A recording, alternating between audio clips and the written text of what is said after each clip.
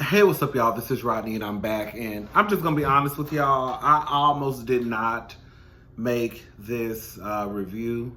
Um, excuse me. Um, I try not to be too hard on Chasing Dallas or any other, LGBTQ plus reality show. Because let's just be honest, when it comes to reality shows, we're not really being represented on television. I think they've had a few shows. I think they had a show back in the day on Logo. It was, I think, a white cast, and then I think they had one recently, probably like 3 years ago. It was like a Fire Island show. There was a whole bunch of white boys and then a token nigga. They got to sprinkle a nigga in a bunch. I think he was probably whitewashed, but anyways. So I think we have to, I think that while we should, if it's needed, critique things, I think that we should kind of, not be too harsh. Because truth be told, like, at the end of the day, like, the people that are doing Chasing Dallas or Chasing Atlanta, or what's the other ones, like the G statuses, they doing this shit out of their pocket, or, when they got a loan or whatever the case may be. I don't know. But it's not like they have this big budget like Real Housewives of Atlanta, So I think we should offer critique when it's needed, but not be so mean. Because there's certain things I just feel like we should just not be so mean. Anyways, y'all, let's get into this review. It's going to be a few minutes and then I'm going to be done. This was more so of a filler episode in my opinion. You just know, just like Real Housewives of Atlanta, they have their filler episodes. This was a filler episode to me. Trey is with his friends. Baby, these girls are thick down, okay? Baby, the girls is thick and down, this girl. Girl, that came through the motherfucking bar swishing and twisting and shit, Buddhist tooted. I say, damn. I'm tired. Let me just say this. Trey is saying, okay, let me just go by my notes. Trey is saying the dude, Jacob. Girl, I'm so sick and tired of talking about Trey in this fight. This is what it comes down to Trey in this fight. And then I don't want to hear nothing else about this fight no more, honestly.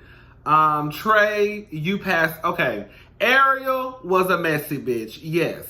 Ariel didn't do anything that I wouldn't have done. I would have been a messy bitch too. She told her brother, because I think Dior is her brother, right?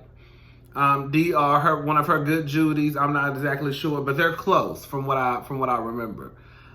She told her brother's son, girl, Trey Womack said he was gonna slap the shit out of you when he saw you. That's something I could see a lot of us doing. So Ariel got the party, she got it started.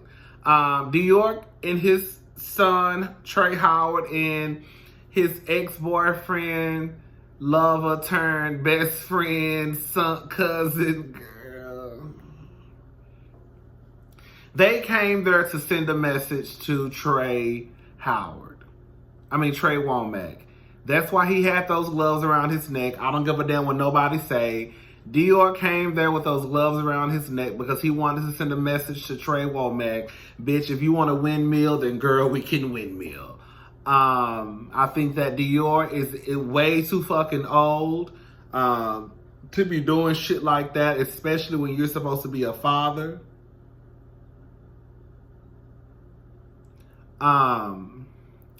With that being said, I think that Trey Howard and Dior, they were having a conversation with Trey Womack outside.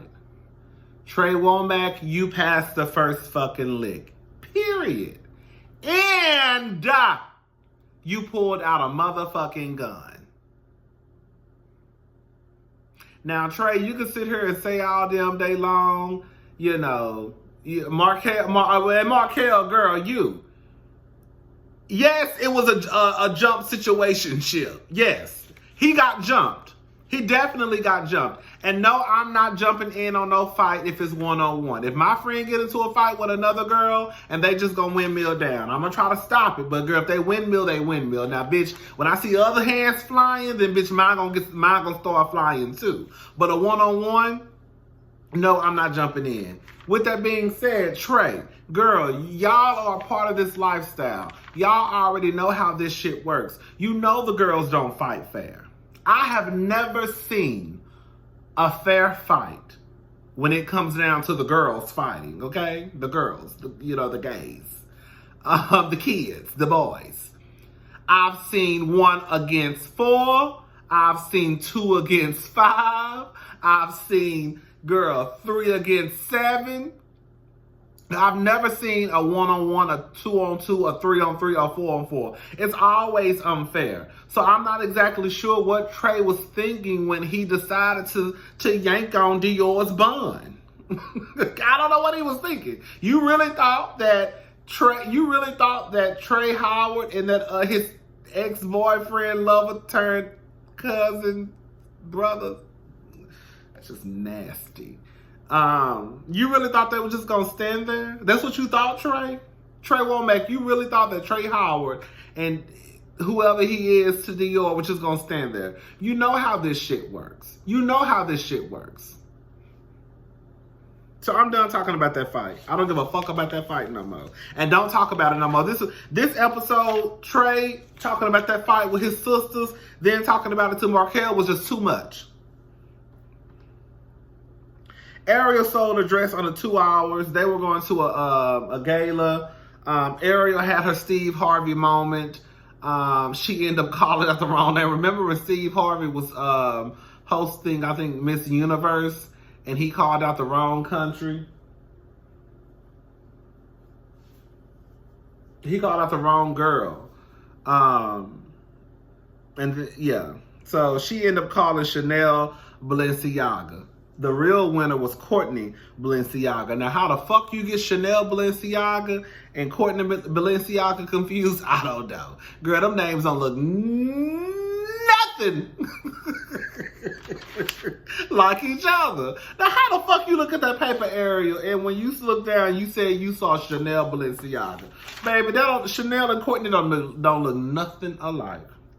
If you would have said Shantae, if you would have said, girl, I don't know, but Courtney, whatever. But I was impressed that Ariel made her dress in under 2 hours. That just goes to show she's good at what she does. I thought she looked a fool in that, she looked a fool, but I did not like that confessional look. It was giving me very much so Mary J. Blige 90s tease. What else? Reese G was talking about the skinny girls coming for the thick girls. I don't know why they be so bothered about these skinny girls. Girl, I think I would be more bothered like if somebody who actually had a really nice body said something about my body. But I know for a fact I would not be bothered by a girl who weighs 103 pounds. Like, girl, you're shaped like, literally, you're shaped like my nephew. Not my nephew, I mean my cousin. You're literally shaped like my cousin. He's 10 years old. Like, girl, you can't tell me nothing about body. Okay? You can't tell me nothing about body. Not when you, not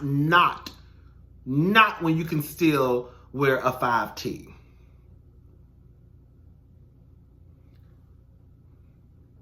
Nothing. So I'm not exactly sure why I'm not gonna say they're bothered, but it bothers them that I guess these girls make comments about the thick girls. What else? That's all I got. Trey saying the dude Oh, the last thing, I mean, at the end of the day, Trey should be mad. If anybody's to blame, it's Jacob. Do I believe that Jacob is Jacob is the common denominator. Like at the end of the day, he's the mother. Girl, this girl is gonna jump in the split. Jacob is the one who. He was cute. Jacob was the one who told a lie. He was lying to Trey Howard and he was lying to you, Trey Womack. End the conversation. How much you want to bet that Trey and Jacob probably still fucking? That's it, y'all. That's all I got. Chasing Dallas season 2, episode 11. It was what it was. I'm ready for next week, girl, when Reese turned into a motherfucking Houston Texans linebacker for them girls. I said, oh. I thought she was a woman, baby. That's a whole man. All right, y'all. I'm done. That's it. Bye, y'all.